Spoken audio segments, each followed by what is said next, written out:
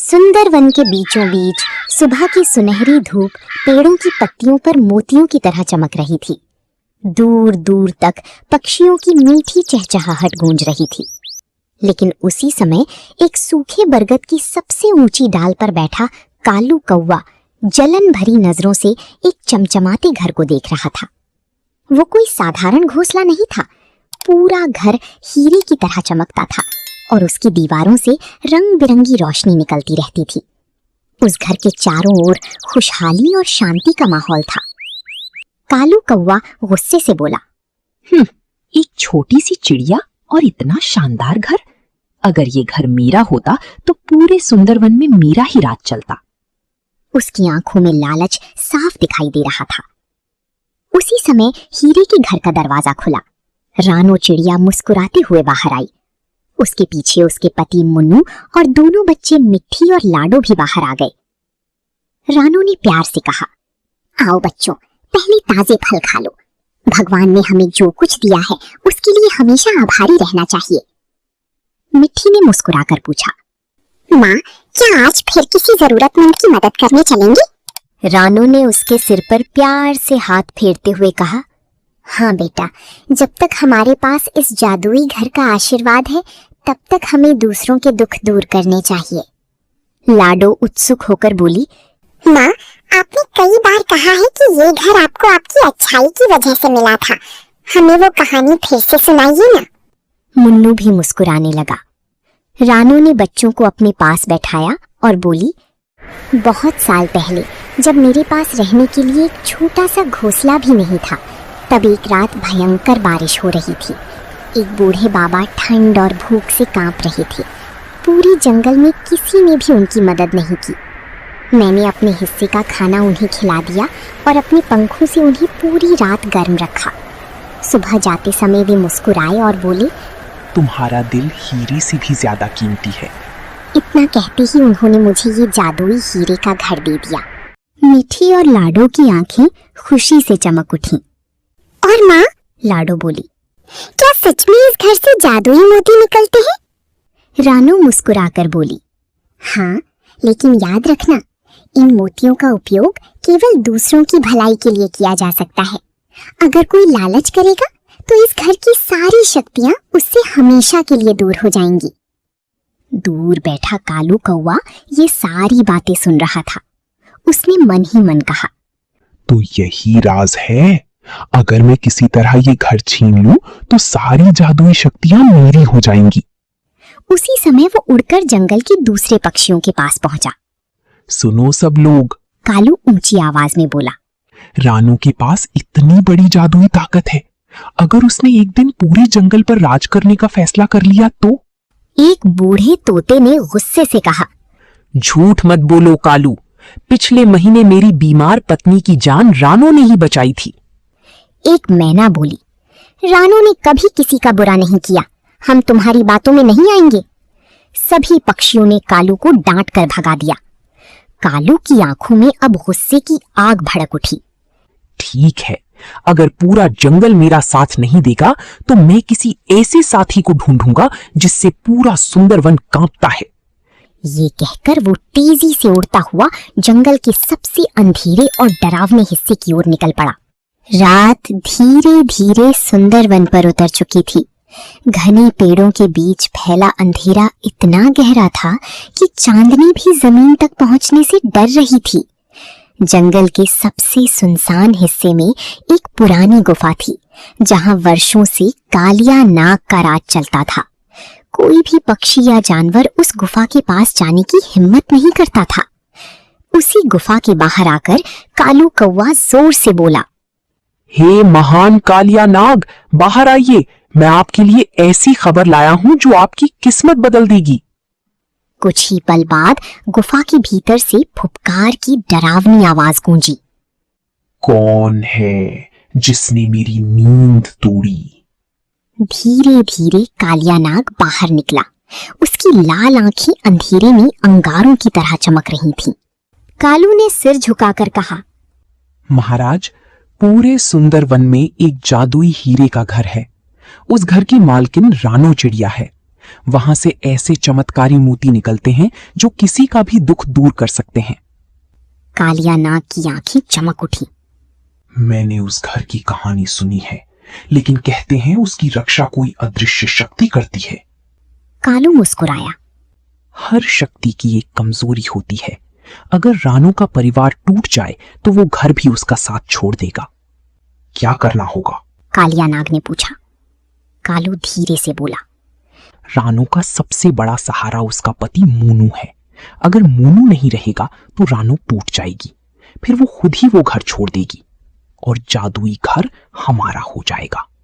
कुछ देर सोचने के बाद कालिया नाग ने फुफकारते हुए कहा, ठीक है, आज रात ही मैं अपना जहरीला वार करूंगा। दोनों की खतरनाक योजना तैयार हो चुकी थी। उधर हीरे के घर में खुशी का माहौल था। रानू ने बच्चों को सुला दिया था। मुन्नू ने दरवाजा बंद किया और मुस्कुराकर बोला, आज भी हमने कई जरूरतमंदों की मदद की। सच में भगवान ने हमें बहुत बड़ा सौभाग्य दिया है। रानू बोली, जब तक हम निस्वार्थ भाव से सेवा करेंगे, ये घर हमारा साथ कभी नहीं छोड़ेगा। धीरे धीरे पूरा परिवार गहरी नींद में सो गया। आधी रात होते ही कालू कौवा और कालिया नाग चुपचाप हीरे के घर के पास पहुंचे। कालू पेड़ पर बैठकर निगरानी करने लगा, जबकि कालिया नाग बिना आवाज किए दीवार के पास बनी एक छोटी सी झरोखे से अंदर घुस गया। अंदर मुन्नू दरवाजे के पास गहरी नींद में सो रहा था। कालिया नाग फुफकारा, अब कोई तुम्हें नहीं बचा सकता। और अगले ही पल उसने बिजली की तेजी से मुन्नू के पैर पर जहरीला डंक मार दिया। आह! मुन्नू दर्द से चीख उठा। उसकी आवाज सुनते ही रानू, मिठी और लाडो घबरा कर जाग गए। तभी कालिया नाग झट से बाहर निकल गया और कालू के साथ अंधेरे में गायब हो गया। रानू ने देखा कि मुन्नू के पैर से काला जहर फैलता जा रहा है। हे भगवान, ये तो सांप का जहर है। मिठी रोने लगी। माँ, पापा को बचा लो। लाडो भी सिसकते हुए बोली, पापा, हमें छोड़कर मत जाइए। रानू तुरंत मदद मांगने के लिए बाहर भागी। वो एक एक करके सभी पक्षियों के घोंसलों के दरवाजे खटखटाने लगी। कोई है? कृपया मेरे पति को बचा लीजिए। लेकिन सभी कालिया नाग के डर से अपने घोंसलों के अंदर ही छिपे रहे। कोई भी बाहर नहीं निकला। रानू की आंखों से आंसू बहने लगे। वो वापस हीरे के घर आई और मुन्नू का सिर अपनी गोद में रखकर रोने लगी। हे प्रभु, मैंने हमेशा दूसरों की मदद की है। अगर मेरी सच्ची सेवा में ताकत है तो मेरे मुन्नू की जान बचा लीजिए। मुझे कुछ नहीं चाहिए। जैसे ही रानू की आंखों से आंसू हीरे की जमीन पर गिरे, अचानक पूरा जादुई घर नीली और सुनहरी रोशनी से जगमगाने लगा। दीवारों से एक मधुर दिव्य आवाज गूंजी, रानू, तुम्हारी दया और निस्वार्थ सेवा ने इस घर की शक्ति को जागृत कर दिया है। घबराओ मत, सत्य की रक्षा अवश्य होगी। हवा में चमकती हुई हीरे की एक छोटी कटोरी प्रकट हुई, जिसमें चांदी जैसा चमकता अमृत भरा था। ये दिव्य अमृत मुन्नू को पिला दो, उसका जीवन सुरक्षित हो जाएगा। रानू ने कांपते हाथों से कटोरी उठाई। उसकी आंखों से आंसू लगातार बह रहे थे।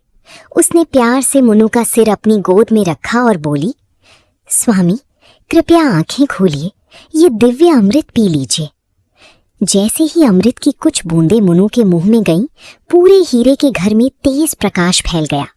कुछ ही क्षणों में मुन्नू के शरीर में फैला काला जहर गायब होने लगा। उसके चेहरे पर फिर से रंग लौट आया। रानू, मैं कहाँ हूँ? मुझे ऐसा लगा जैसे मैं बहुत गहरी नींद में चला गया था। रानू की आंखों में खुशी के आंसू आ गए। हे जादुई घर, आपका लाख लाख धन्यवाद। आपने मेरा परिवार उजड़ने से बचा लिया। तभी वही दिव्य आवाज फिर गूंजी, रानू, सावधान रहो। जिन्होंने छल किया है वे अभी हार नहीं मानेंगे, लेकिन इस बार उन्हें उनके कर्मों का फल अवश्य मिलेगा। उधर कालू कौवा और कालिया नाग सुबह होने का इंतजार कर रहे थे। कालू हंसते हुए बोला, अब तक मुन्नू मर चुका होगा, रानू रो रही होगी। आज ही हम उस हीरे के घर पर कब्जा कर लेंगे। दोनों खुशी खुशी हीरे के घर की ओर बढ़ने लगे। लेकिन जैसे ही उन्होंने घर की दहलीज पर कदम रखा, अचानक पूरा घर लाल और सुनहरी रोशनी से चमक उठा। धरती जोर जोर से कांपने लगी। आसमान में बादल गरजने लगी। एक गूंजती हुई आवाज चारों ओर फैल गई। दुष्ट और लालची जीवों, तुमने एक निर्दोष परिवार को दुख पहुंचाने का प्रयास किया है। अब तुम्हें अपने कर्मों का दंड मिलेगा। इतना सुनते ही घर की दीवारों से बिजली जैसी चमकदार किरणें निकलने लगी। एक किरण कालू कौवा से टकराई। बचाओ, मेरे पंख जल रहे हैं। दूसरी किरण कालिया नाग पर गिरी। वो दर्द से तड़प उठा। मुझे माफ कर दो, मैं दोबारा कभी इस घर की ओर नहीं आऊंगा। कालू भी डर के मारे रोने लगा। रानो, मुझसे बहुत बड़ी गलती हो गई। लालच ने मुझे अंधा बना दिया था। रानो घर से बाहर आई।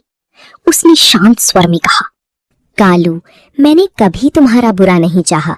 अगर तुम मेहनत और अच्छाई का रास्ता चुनते तो तुम्हें भी सम्मान मिलता, लेकिन लालच हमेशा विनाश की ओर ले जाता है।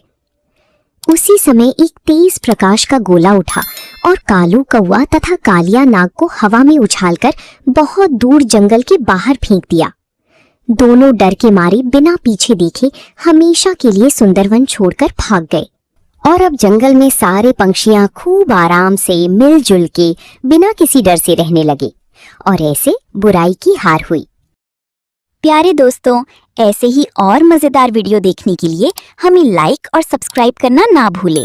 जल्द मिलते हैं अगले वीडियो में। तब तक के लिए धन्यवाद।